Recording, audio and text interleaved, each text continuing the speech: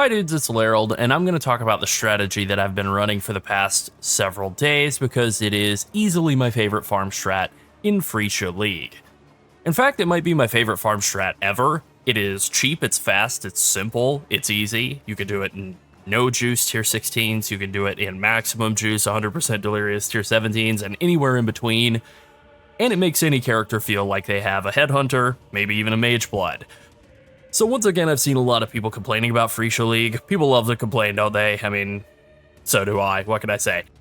But this set of complaints was about idols, and I'm actually kind of on board with those complaints because a fully optimized, perfectly rolled set of idols for a lot of good strategies, some of the things I was trying to play around with myself, it just costs a lot. It costs like tons of divines to get a perfect set of idols. And you might need to spend, to get a fully min-max farm strategy, you might need to spend like 25%, half of a mirror, and that kind of sucks, right? But the upside of idols is that cheap, efficient, fast strategies are even cheaper and easier to set up than usual because you get way more bang for your buck on a budget because of the idol system. And I wanted to take advantage of that in a way that can boost my favorite mechanic in the game, domination. So let's get into it. So just starting with what we're farming, everything. I want it all. Maps, gold, regular currency, eldritch currency, eldritch altar drops, div cards, scarabs, uniques, fractured bases occasionally, and, maybe best of all, XP. Like I said, everything. And the way that we're getting it is just through speed farming lots and lots of not really very special monsters. We're not doing anything expensive or too juicy. We can actually get away with a fair amount of juice on these maps because our character is going to be super strong. I run all the delirium mirrors I see. I kind of like to go grab a couple of shrines and then go back to any wildwoods I see and then push those for as much as I can. But the name of the game here is speed. So we're zooming through tons and tons and tons of magic packs in particular, and the best and kind of cheapest way to force a lot of magic monsters onto your maps is also the best way to make any build fast, even one that's super slow, domination shrines. You get an acceleration shrine, and now you're insanely fast. So we're using domination scarabs and idols to facilitate the entire farm strategy, and then we're just kind of shredding through maps as fast as we can. I'm usually doing these maps in 2 minutes, maybe up to 3 depending on the size of the map, or I don't know, if I'm slower I get stuck on like a Einhar Red Beast Essence with Soul Eater, that can maybe add 20 seconds to a map. So in terms of the map I'm running, I have mostly been focusing on running Mesa. But you can do this on any map at all. I just prefer Mesa because it's the simplest map in the game to boss rush. You start out either in the bottom left or bottom right corner, and you run up and you kill the boss because he's right in the middle of the map, and then you clear out the rest of the map. The boss is also easy. It's just Oak from Act 2. The mob density's good. The div cards are good. You can get the Fortunate there pretty easily. The tier 17 map that drops is Fortress, and that's also good. At the time of recording, it's the most expensive of the tier 17 maps, although that can always change. And then last of all, I like the layout. Maybe everyone doesn't, at least as much as I do, but I like it. You can also do any sort of map that you like though. Jungle Valley, Dunes, those are both good options. Tier 17 maps, that's a great approach. I did Dry Sea for a while just to farm up more Mesa maps because they're adjacent to each other and adjacent maps have a higher drop chance, but really any map can work. Atoll is also a decent option. It has good div cards. Again, the Fortunate. And the layout is really simple, which helps. The boss is always in the top right corner of that map. But I think the tier 17 map that drops is worse. I think it's like Citadel, generally the worst of the tier 17 maps. But it does have the positive of forcing 3 shrines to spawn right at the start of the map, which really, really helps for getting a lot of speed going right at the start of a map. Alright, so now I'm going to break down the scarabs that I'm using and then some of the scarabs that you can use as alternatives. And those would be, first off, I'm using 2 domination scarabs. I have unlocked all 6 scarab slots in my map device. If you haven't, you could just drop one of the dom scarabs, or I think I would probably drop the next one, which is a domination scarab of evolution, and I can just pull up. I have the wiki page for shrines pulled up here, right? And, they're all the shrines that you know and love. Massive Shrine, Acceleration Shrine definitely feels the best. Echoing Shrine is pretty great. Resonating Shrine, since I'm playing a charge stacker, is a lot more attack and cast speed and damage and so on. Gloom obviously is great, really helps with clear speed. But then Evolving Shrine which you get from the Domination Scarab of Evolution, gives you a 5% chance when you kill an enemy to revive it as a higher rarity tier. I don't know if this scales with Shrine Effect. I'm willing to guess that it does, but you know, you can't really know. It would take a lot of Shrine Effect to be 100% certain whether I'm getting like a 9, 10, 12, or still only 5% chance to revive enemies. But this basically just allows you to kill enemies over and over again, you know, turning normal monsters into magic into rare, and so on. So this will actually add more rare monsters into your map, potentially, if you're able to get this at the start of the map, the kind of like zombie hand rising from the grave, and then also a couple of up arrows is a nice little touch with the icon as well. But essentially, you're just getting the chance to turn a lot of these magic monsters that you kill in the map into rares, and that winds up adding more rares than you could get out of like any old Scarab that would add rare monsters. So I like this. I'm willing to give up one shrine in order to get it. You know, we're getting 2 shrines out of our idols. I'll get into those in a bit more detail in a minute. We're getting 3 shrines out of Domination on the map device, so that's 5. And then we're getting 2 more out of each of our 2 Dom Scarabs, so that's 9. And then we're adding in a Domination Scarab of Evolution for 10. Right, that's pretty good. I think, you know, maybe we could drop one of these other 2 Scarabs that we're using to get up to like 12 or potentially 13 if we drop the evolution and we just ran like 4 Domination Scarabs. But I think Scarab of Monstrous Lineage is an absolute must-have because we get from one of our idol bonuses, shrines are guarded by at least 1 magic pack, so potentially more, but at least 1. So we're getting a magic pack for every single shrine in the map, so 10 magic packs just from the shrines. I think it's worth it to run Monstrous Lineage to get that increased pack size. I think that's obviously going to be better than adding a couple more packs. You know, 40% larger pack size on, let's say, 10 packs is going to be better, especially considering that it's also going to apply to all of the magic packs that weren't added by your shrines. Monstrous Lineage is really great and also cheap, 1 or 2 chaos each. All of these Dom Scarabs are like 1.5 chaos each as well, so that's pretty good, and the same with the evolution. The one Scarab that's maybe a little bit of a wrinkle here is Influencing Scarab of Hordes, and this is just simply because I am farming red altars, so I'm getting a lot of minion reward options from those, and a lot of the time it's like stuff like Chaos Orbs, or maybe like good div cards, you know, div cards that give currency, div cards that give unique items. Maybe you could get like a valuable unique item div card out of those monster altar rewards, and so having 40% pack size on all the influence monsters really helps with that. Also, some of those could be magic, and that'll interact positively with the Monstrous Lineage as well. I think especially if you were to do this in like tier 17s, this is the setup I would go with. Stuff that scales the whole zone really works super well in tier 17s. One other thing to pay attention to, especially in maps like Jungle Valley that can be a little bit narrow, is there might just not be enough room to spawn all of the mechanics, especially if you are spawning in things like, let's say, I think I have Blight in here, right? Blight, probably on one of these. Yeah, I have a Blight chance to have Blights in here on one of these idols, so if a Blight spawns, that might push a potential shrine out. And that's why, like, kind of capping yourself around 10 shrines, especially with idols being what they are, is not a terrible idea.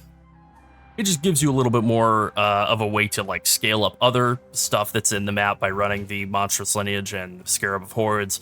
And then also you're not running up against the potential of maybe losing some of those shrines and basically just throwing Scarabs into the map device that don't do anything. Alright, so now let's talk about the idols. So I have 2 Conqueror's idols that I'm using in this, and I think they're both absolutely essential to this, but they're also kind of cheap. Like, I have gone out of my way, I'm pretty confident here, I've gone out of my way to make sure that Jun wasn't on any of my idols. That was something that I really was willing to spend more on. I'm so annoyed with Betrayal. I guess that's maybe the one downside with this as a farm strategy. You don't want to die and lose all your buffs. You also don't want to zone out. Whether it's like doing a fall side area or accidentally clicking on like a Trial of Ascendancy or something, or somebody messages you to buy stuff, I tell them to wait, basically. You know, you're gonna wait while I finish the map off with the rest of my shrine buffs. But in terms of the 2 Conqueror idols, I have this one here that has shrines are guarded by a magic pack, I already mentioned before, but this is essential, right? This adds however many shrines you have in your maps, you have at least that many magic packs added into your map. That's crazy. And I bought this, I think, for like 20 chaos. Maybe it was Maybe it was a little more because it has the quantity of items on it, and then it also has Einhar remaining in your maps after his mission is complete. Like, cool. I think I have 100% of Einhar. He's very annoying to have in there. This is kind of a criticism I see of the idol system that I, like, just very much nod my head in agreement with. Like, I would love to not have Einhar and Jun in all of my maps, but, yeah, I have, slightly under 100% chance to have Einhar, so he's pretty much there all the time, but, you know, everybody needs friends, right? So then we look at the other Conqueror idol, and this one is really, really amazing. It gives you a chance for, or 100% chance, I should say, for your shrines to give you 2 shrine buffs instead of 1. So this applies to all those shrine buffs that are available, right? You can click, even on like the Evolving Shrine, or if you were to use some of these Domination Scarabs of Apparitions, which I'm not using. I don't really think they're that great because they just basically give you a bit of extra damage. I mean, a lot of extra damage if you're primarily doing Fizz, like a Fizz damage-based build, but they give you like influenced rares, which are usually worthless, but maybe if you're still working on your town, on getting like dust from rare items, this could actually be a good way to farm up a bunch of high dust value rares and just throw them in there. So maybe that's a play to use a couple of these, or I guess one of the Domination Scarab of Apparitions. But the Domination Scarab of Apparitions or Evolution or whatever will also apply that second buff, and it can be anything. It can be Gloom Shrine, Divine Shrine. I've gotten both of those as the spare buff. I've gotten Acceleration Shrine a ton of times, and Acceleration Shrine really is why we're able to move so fast. Then the other thing that I'm really going for is Shrine Buff Effect, and I want to get at least 100%, and I have that from the 2x1 nodes. I have a 33, a 34, and a 33, so that's 100%. So if you get 100% increased effective shrine buffs, that's going to double all of these things that scale, you know, like granularly, like Acceleration Shrine or like Impenetrable Shrine, right? You know, you get 100% increase to this, now it's 200% increased armor, evasion, and so on. And that's great, right? You get a lot of life out of massive shrines, you get a lot of armor out of the Impenetrable Shrines, all of that, whatever. But what you might not expect is that things like the Echoing Shrine, it repeats 2 additional times now. So you essentially get like a built-in Awakened Multi-Strike or Awakened Spell Echo for having that Echoing Shrine. And this is, despite being a very powerful shrine, it's reasonably high weight. I would say I run into this pretty much every map, either by getting it directly or by getting it off of the Conqueror Idol random extra shrine effect. So you kind of just get this like layered in there all the time. So you're like doubling or tripling your damage by having that. And it applies to stuff in a weird way. Like when I'll have that buff, I'll hit Blink, like Flame Dash, and it'll cast like 3 times very quickly. Like I obviously don't have the cast speed to do it, but it'll essentially just blast me across the map. It's very strange, but in a way that's like fun. So I really like it. I feel like this is something that we'll never get to experience again without idols, so I'm really just kind of savoring it while it lasts. And then the other shrine thing that I'm really going for is just something that I'm picking up on all of these minor idols, and I even like put in a magic minor idol just because I had it and I didn't feel like buying another one. But this is a mod that's like very undervalued by players selling it. You can buy, it's really the harder part of buying minor idols that have this increased duration of shrine effects is just simply getting people to respond to you, because they're all listed for like 5 chaos or less. So you can get this combined with other mods like tier 1 through 15 maps have a higher chance to be tier higher. That can help with like map equity, give you more map drops throughout the course of a map.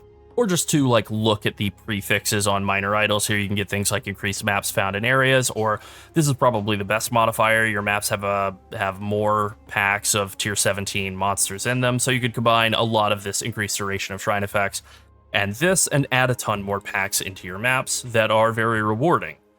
So in terms of the amount of shrine chance that we're getting, we also have from the 3-to-1 or 1x3 idols.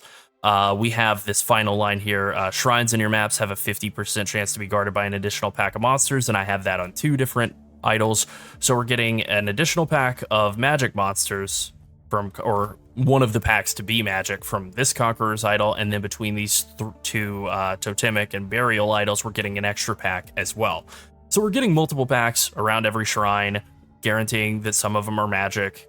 making all of our buffs from shrines last at least 2 minutes with all the small idols. We're making them all be double effect from all of the 2x1 idols, and we're making them give you 2 buffs each from the other Conqueror's idol. So that's all really good. I've also, I think, gotten enough shrine like spawn chance, because you get basically you're able to get 2 shrines out of your idols. You're able to get a guaranteed additional shrine out of a 3x1 idol. So I have that here. And then you're also able to just get chance to spawn an additional shrine out of some of the minor idols. And so I have that stacked up to 100%. So if I look here, I have a 111% chance to contain an additional shrine. This is capped at 1 either way. And then I also have further down, your maps contain an additional shrine. So we're getting 1 shrine from this 1x3 idol, and then 1 shrine from a combination of other minor idol prefixes. So obviously this isn't perfectly optimized. I think that probably is what I'm going to be working on. I think this is my favorite farm strategy of the league. I could play around with other things, and I already have. I haven't really found anything that came close to being as fun as this is. I don't care whether stuff is more profitable. At least for me, I'm really just trying to enjoy the things that I'm never going to be able to experience again, and being this fast and just getting this much power out of domination shrines is just really, really immensely satisfying for me, and I mean, I love it. So I think the thing that I'm going to be optimizing for is just trying to get better versions of a lot of these idols, like getting more shrine-oriented modifiers, maybe trying to remove Einhar from my maps if I can.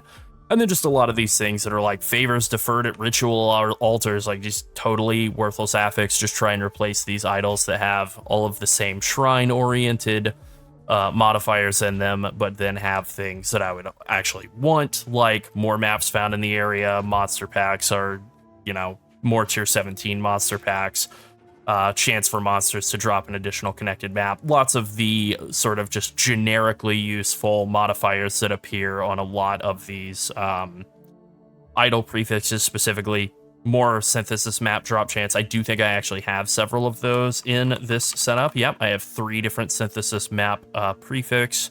And yeah, if I could try and get that on basically every one of the idols, that would be awesome. I'd love to get a synthesis map every single time I kill a map boss. Why not? So in terms of what I do in the maps, I like to jump in and immediately start looking for an evolving shrine. Ideally, if I can get that very early on in the map, that's great.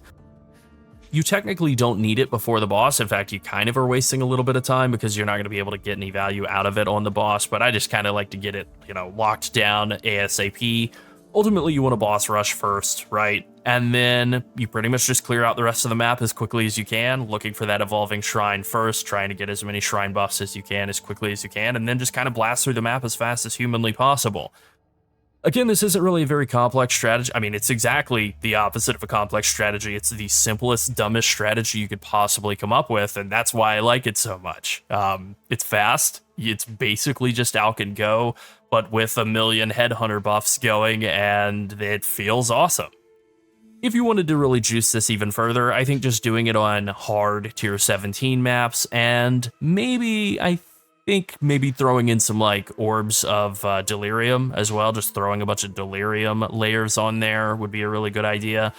Something you could do to try and make this a little bit more profitable is try and combine another league mechanic with the domination idols. You know, try and find idols that give you mods that are good for both domination and Einhar, for example. Maybe domination and essence, or something, you know, maybe something that would not be competing for the map device spot. So maybe not essence, but, you know, Einhar is not a bad idea. Alva maybe could be an easy way, you know, just kind of blow through some Alva temples very quickly. Definitely a lot of potential here to combine this with something else and make a strategy that is really, really amazing and all your own. Alright, that's it. Be sure to like and subscribe if you enjoyed the video and you want to see more like it. And if you want to support us even further, consider becoming a channel member. Thanks for watching and have fun farming. Bye!